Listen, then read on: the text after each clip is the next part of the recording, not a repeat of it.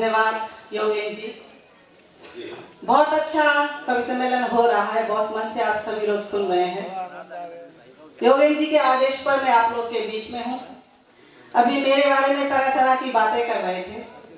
मैं अभी दुबे जी से कह रही थी कि ऐसा कवि तो मैंने पहली बार देखा है जिसके बाल काले हैं और दाढ़ी सफेद है। या तो दाढ़ी डाई करी हुई है या फिर बाल काले करे हुए हैं, लेकिन बहुत अच्छे कवि हैं। कह रहे थे दूरदर्शन है, ये है वो है।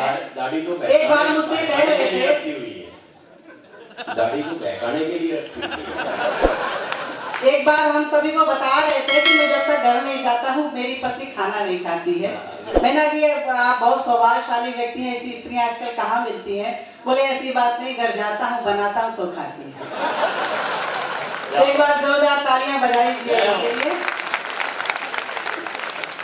और बहुत अच्छा मंच सजाया है आप सभी ने, बहुत मन से आप लोग ऊर्जा के साथ बैठे हुए सुन रहे हैं। मैं अपना काल पाठ प्रारंभ करूंगी। पहले मैं चाहती हूँ कि जिन जिन ने मुझ पे कमेंट किए पहले उनका हिसाब किताब निपटा लूं, क्योंकि यूपी से आई हूँ और किसी भी प्रश्न का जवाब हर प्रश्न का उत्तर देना चाहती हूँ। अब ये हमारे मंच पर पद्मश्री डॉक्टर सुरेंद्र दुबे जी बैठे हुए हैं, दिख रहे हैं आप सभी को। मुझसे कह रहे थे हीरो बता रहे थे मेरा ये, इन्हें देखें और मेरी पंक्तियां सुने। अगर आप सभी लोग चाहते हैं कि मैं इनकी बात दूं तो एक बार जोरदार तालियों से मुझे आदेशित कीजिएगा और मेरा साथ देना, ध्यान से देखिएगा और मेरी पंक्तियां सुनिएगा। मुझसे कह रहे थे कि मेरे हीरो है ये, तब सुनिएगा।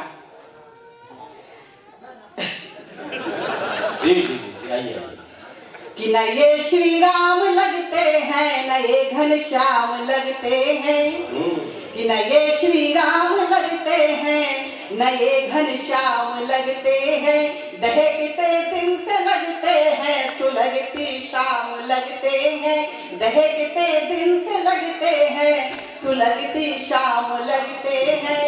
कि है इनकी सादगी इस मंच पर केवल दिखावे की, है इनकी सादगी इस मंच पर केवल दिखावे की। ये डेरा सच्चा सौदा के रही मोरा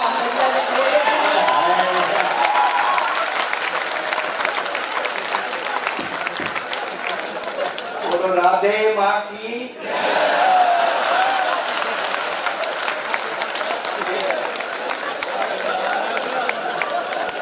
ये श्रीमती पूनम वर्मा है, मतलब इस प्लाट की रजिस्ट्री हो गई। लेकिन मैं पानीपत के लोगों को जानता हूँ, एक एक प्लाट की 2-2, 3-3 रजिस्ट्री भी करने।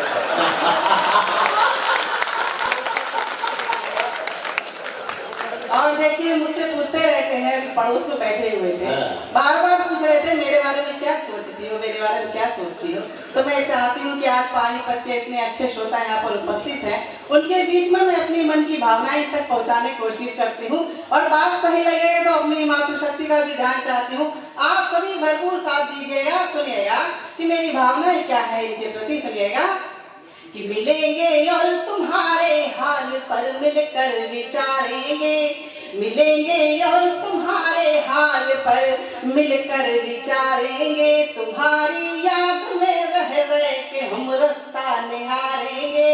और किसी दिन घर तो आओ जान जाओगे है रिश्ता क्या, किसी दिन घर तो आओ जान जाओगे है रिश्ता क्या। मेरे बच्चे तुम्हें जब प्यार से मामा पुकारेंगे। ऐसा है पूनम के हर जगह पक्का मकान थोड़े है, हर जगह पक्का मकान थोड़े है, हर जगह शमशान थोड़े है। ये मेंटेनेंस का कमाल है, इतना जवान थोड़े है। चलिए 4 पंक्तियां और सौंपना चाहती हूँ, उसके बाद कविता की ओर ले चलती हूँ। कि पहले ये बहुत अच्छे हुआ करते थे, तब कहने की कोशिश करती हूँ कि हुए कमजोर ये इतने सनम की बेवफाई से, कि हुए कमजोर ये इतने सनम की बेवफाई से कि चींटी खींच ले जाती है इनको चारपाई से। और कोई कहता यहाँ के हैं, कोई कहता वहाँ के हैं, कोई कहता यहाँ के हैं, कोई कहता वहाँ के हैं। हकीकत में ये निकले हैं हड़प्पा की खुदाई से।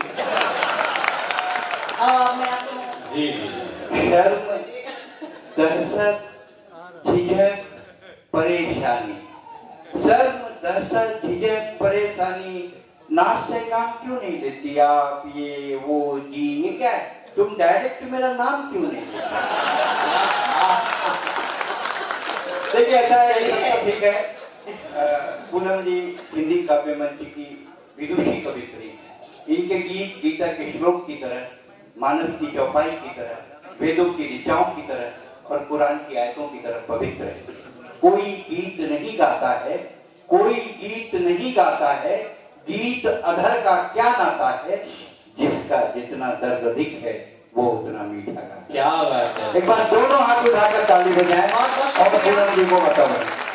देखिए ये तो सब आप सभी को थोड़ा जागृत करने की बातें थी, ये बातें तो हम लोग रात भर कर सकते हैं, लेकिन जिस उद्देश्य आप लोग यहाँ पर बैठे हुए हैं और सचमुच में ये तो सब हंसी मजाक की बात है, लेकिन आदरणीय पद्मश्री सुरेश दुबे जी जिस मंच पर होते हैं वो मंच अपने आप में सौभाग्यशाली हो जाता है। और हमारे आदरणीय श्रद्धेय गौरी जी इस मंच पर उपस्थित हैं, मैं उनको भी प्रणाम करती हूँ, आप सभी को भी प्रणाम करती हूँ। बहुत अच्छा आप लोग सुन रहे थे, मैं तो सोच रही थी कि सीएम साहब चले गए तो पता नहीं यहाँ पर कोई रहेगा भी कि नहीं रहेगा, लेकिन आप लोग इतना अच्छा सुन रहे हैं। पहली बार आप लोग के बीच में आई, वो भी हंस रहे थे, गुदगुदा रहे थे आप सभी को, तब आप सभी के हंसते मुस्कुराते चेहरे देखकर मुझे चार पंक्तियां याद आती हैं। मैं अपनी कविता से आप सभी को जोड़ने की कोशिश करती हूँ, कहने की कोशिश करती हूँ, सुनिएगा कि चूल्हे आसमान जमीन की तलाश ना कर। अब आप सभी लोग थोड़ा गंभीर होकर सुनिएगा कि चूल्हे आसमान जमीन की तलाश ना कर, जीले जिंदगी खुशी की तलाश ना कर, कि चूल्हे आसमान जमीन की तलाश ना कर, जीले जिंदगी खुशी की तलाश ना कर,